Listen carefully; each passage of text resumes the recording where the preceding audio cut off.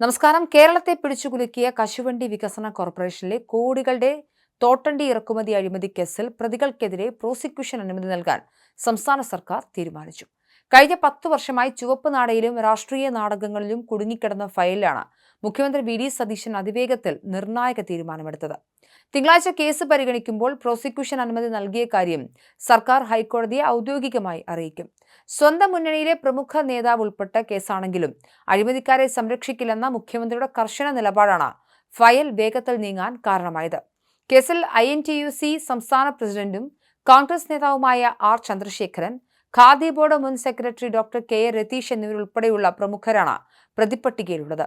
മുൻപ് ഇടതുപക്ഷ സർക്കാരിന്റെ കാലത്ത് ഈ കേസിൽ പ്രോസിക്യൂഷൻ അനുമതി നൽകാൻ പലവട്ടം ശ്രമമുണ്ടായെങ്കിലും രാഷ്ട്രീയ താൽപര്യങ്ങളുടെ പേരിൽ അന്നത്തെ മുഖ്യമന്ത്രി പിണറായി വിജയൻ അത് നേരിട്ട് തടയുകയായിരുന്നുവെന്ന വിവരങ്ങളാണ് ഇപ്പോൾ പുറത്തുവരുന്നത്. ഹൈക്കോടതി വാളെടുത്ത് കടുത്ത വിമർശനങ്ങളിലേക്ക് കടന്നതോടെയാണ് വി ഡി സതീശൻ പഴയ പിഴവുകൾ തിരുത്തി അടിയന്തര നടപടിക്ക് മുതിർന്നത്. മുൻ ഇടത് ഭരണകാലത്ത് വ്യവസായ പ്രിൻസിപ്പൽ സെക്രട്ടറി ആയിരുന്ന മുഹമ്മദ് ഹനീഷ് പ്രതികൾക്കെതിരെ പ്രോസിക്യൂഷൻ അനുമതി നൽകണമെന്ന ശക്തമായ നിലപാടായിരുന്നു ഫയലിൽ സ്വീകരിച്ചത്. അഴിമതി വ്യക്തമാണെന്നും വിചാരണ തടയുന്നത് നിയമപരമായി തിരിച്ചടിയാകുമെന്നും അദ്ദേഹം മുന്നറിയിപ്പ് നൽകിയിരുന്നു. തുടർന്ന് അന്നത്തെ വ്യവസായ മന്ത്രി പി രാജീവും ഈ നിലപാടിനെ പിന്തുണച്ചു. ഈ കേസ് വെച്ച് നീട്ടി ഒടുവിൽ പുലിവാല് പിടിക്കരുതെന്ന് പി രാജീവ് നിർദ്ദേശിച്ചെങ്കിലും മുഖ്യമന്ത്രിയായിരുന്ന പിണറായി വിജയൻ വഴങ്ങിയില്ല. രാഷ്ട്രീയ അടിയൊഴുക്കുകളുടെ ഭാഗമായി CPM പാർട്ടി സെക്രട്ടേറിയറ്റ് ഇടപെട്ട് മന്ത്രിയുടെയും സെക്രട്ടറിയുടെയും ആവശ്യം തള്ളുകയായിരുന്നു.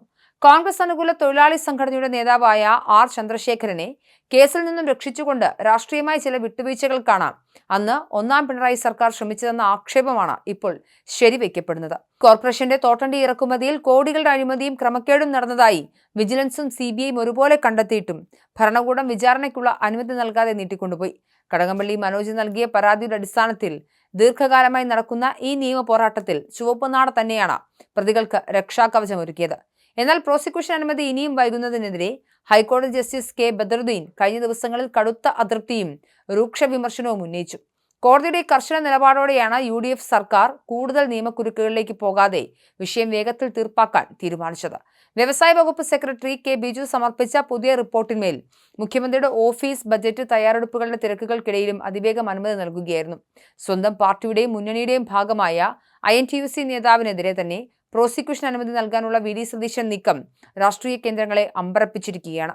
അഴിമതിക്കെതിരെ വിട്ടുവീഴ്ചയില്ലാത്ത നിലപാട് സ്വീകരിക്കുന്നു എന്ന് വരുത്തി തീർക്കാനും പ്രതിപക്ഷത്തിന്റെ ആരോപണങ്ങളുടെ മൂർച്ച കൂട്ടാനും ഈ നാടകീയ നീക്കത്തിലൂടെ പുതിയ UDF സർക്കാരിന് സാധിക്കും.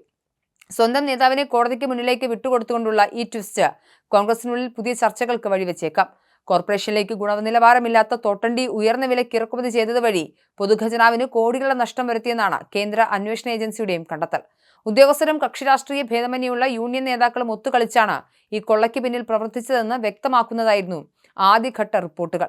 വിചാരണ നടപടികളിലേക്ക് കടക്കാൻ ഭരണകൂടത്തിന്റെ അനുമതിപത്രം അത്യാവശ്യമായതിനാൽ മാത്രമാണ് ഇതുവരെ കേസിലെ കുറ്റപത്രം കോടതിക്ക് മുന്നിൽ പൂർണ്ണരൂപത്തിൽ എത്താതിരുന്നത്.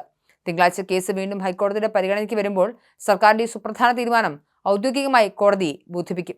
ഇതോടെ 10 വർഷമായി ഇഴഞ്ഞു നീങ്ങിയ കേസിന്റെ വിചാരണ നടപടികൾക്ക് അതിവേഗം വേഗതയേറും. പ്രതികൾക്ക് കോടതിയെ സമീപിച്ച വിചാരണ തടയാനുള്ള നിയമപരമായ വഴികൾ അടയുന്നതോടെ കേസ് നിർണായകമായ ഘട്ടത്തിലേക്കാണ് കടക്കുന്നത്.